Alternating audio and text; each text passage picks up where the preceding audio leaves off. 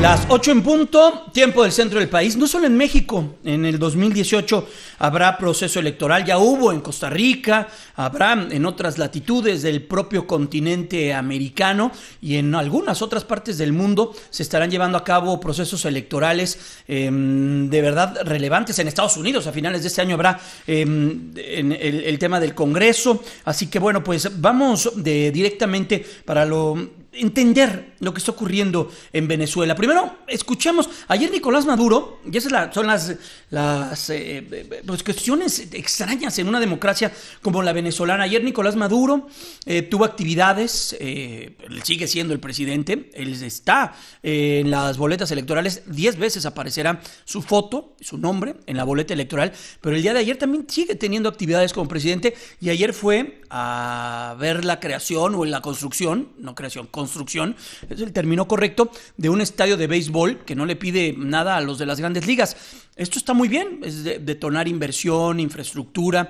en un país que es 100% beisbolero, que si algo tiene es buenos peloteros, en las grandes ligas los tiene, pero en un país que tiene una inflación de 3 dígitos, de hecho, ellos mismos no la miden. Estos son cálculos que hace el propio Fondo Monetario Internacional, con desabasto de medicinas, con cada vez mayor aislamiento a nivel internacional. Las aerolíneas ya no vuelan a Caracas, ya no vuelan a Venezuela, porque el gobierno les debe una cantidad impresionante de miles de millones de dólares a las aerolíneas en devolución de impuestos.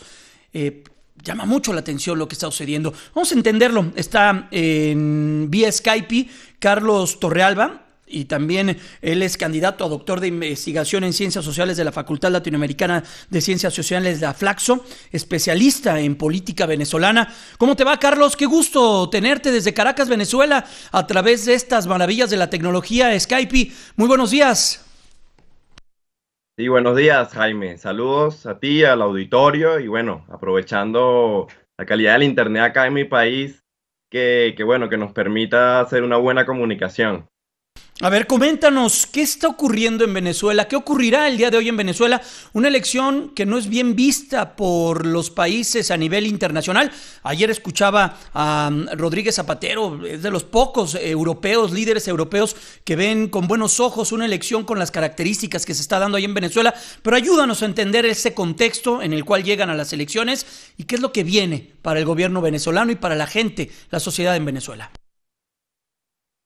Mira, Jaime, es natural que Zapatero tenga esa posición debido a que fue uno de los mediadores importantes en el proceso de diálogo entre gobierno y oposición en Dominicana, tratando de ajustar algunas condiciones electorales que no se consiguieron. Y es natural que tenga esa posición, ¿no?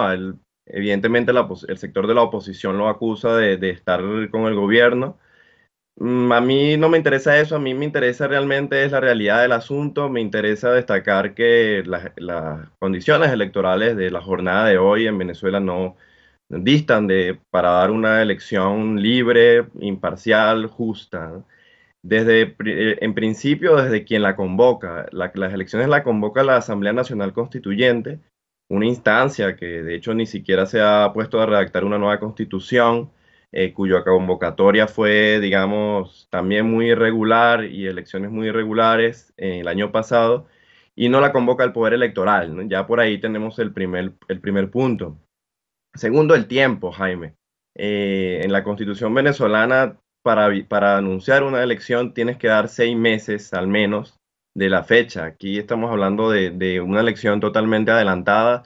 En 2 meses se convocó, la campaña muy débil de los candidatos.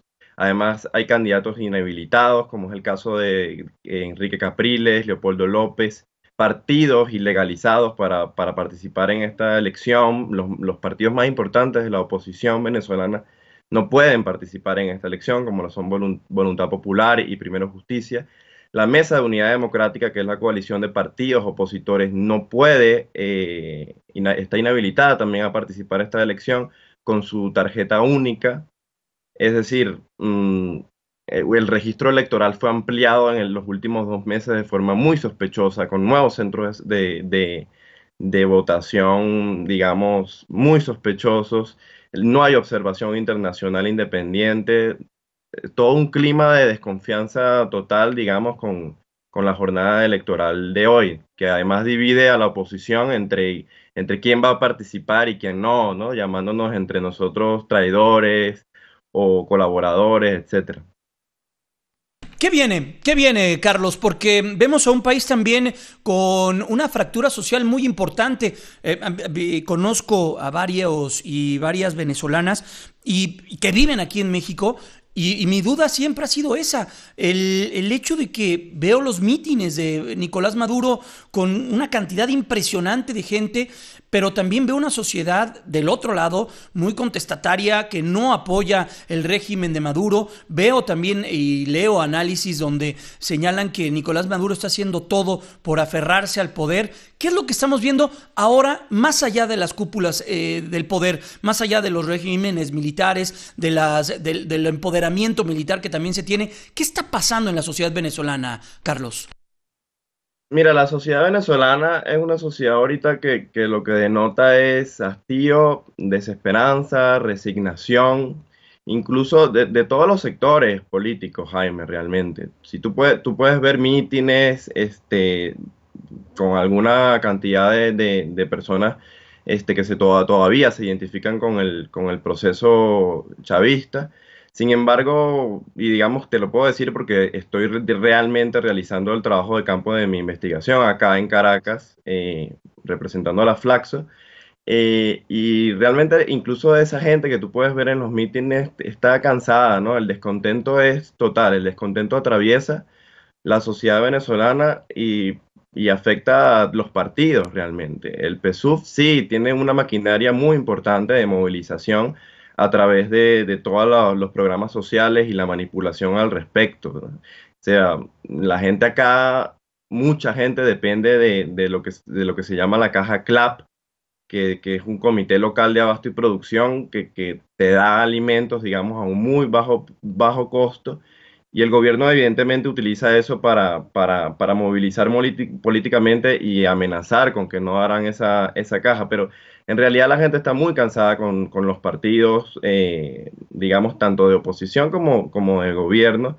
Y lo que se viene, el panorama es muy complejo, Jaime, porque aquí lo más probable es que Maduro salga ganador hoy y hay mucha gente que está apostando porque se va a sentir en confianza para aplicar alguna clase de paquete de medidas austeras, ¿no? Por el contexto de hiperinflación.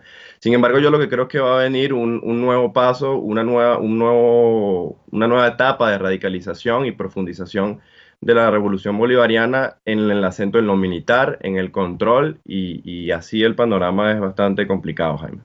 Pues está difícil salir adelante. Estamos platicando con Carlos Torrealba. Él es doctorante en investigación en ciencias sociales por la Flaxo y se encuentra en Venezuela. Estamos directo a través de Skype y enlazándonos hasta Caracas. ¿Hay participación de organismos internacionales que puedan estar viendo el desarrollo de la elección? ¿Se permitió esto a través del gobierno de Nicolás Maduro o es una elección que se hace bajo sus reglas, bajo sus visorías y no le permiten al mundo darnos cuenta qué es lo que está ocurriendo?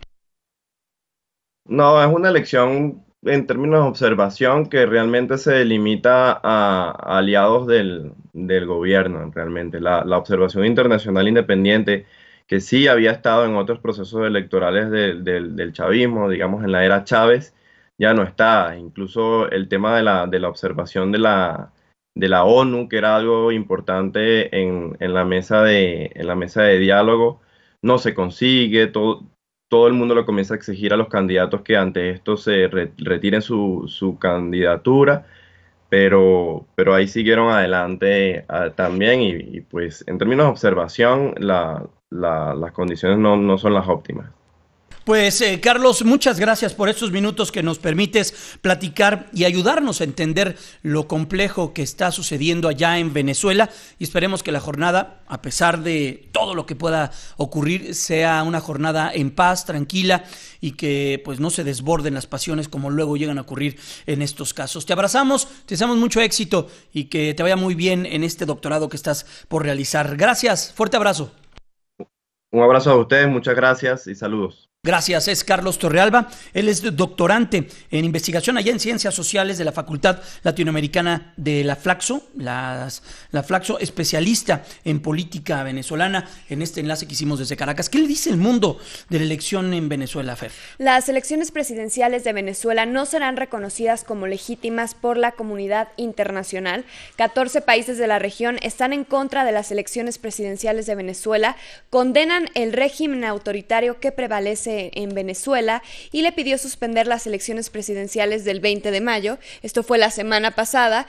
Por su parte, el vicepresidente Mike Pence, el vicepresidente de Estados Unidos, dijo en la Organización de Estados Americanos que las elecciones no son nada más que un fraude y una farsa, y le pidió al gobierno de Maduro cancelar dicha elección. A principios de mayo, el Parlamento Europeo le pidió a Venezuela posponer las elecciones y convocar unos comicios creíbles, transparentes e inclusivas. Incluso Maduro el día de ayer le pidió a la Unión Europea que rectifique su intolerancia ideológica al criticar que el bloque desconocerá los resultados de la votación. Y es que la Unión Europea va a desconocer lo que suceda el día de hoy. Señala que la Unión Europea ojalá tenga los ojos bien abiertos para que vea la verdad de Venezuela y escuche otra voz y abandone la intolerancia ideológica contra la revolución bolivariana, que es una revolución democrática. Sí, esto lo dice Nicolás Maduro en una conferencia de prensa que dio ayer, le digo, en los trabajos de un estadio en el Caracas, un estadio que albergará equipos de béisbol, pero con un país en plena crisis construyendo una obra de estas características. Vamos a hacer una pausa, son las 8:12.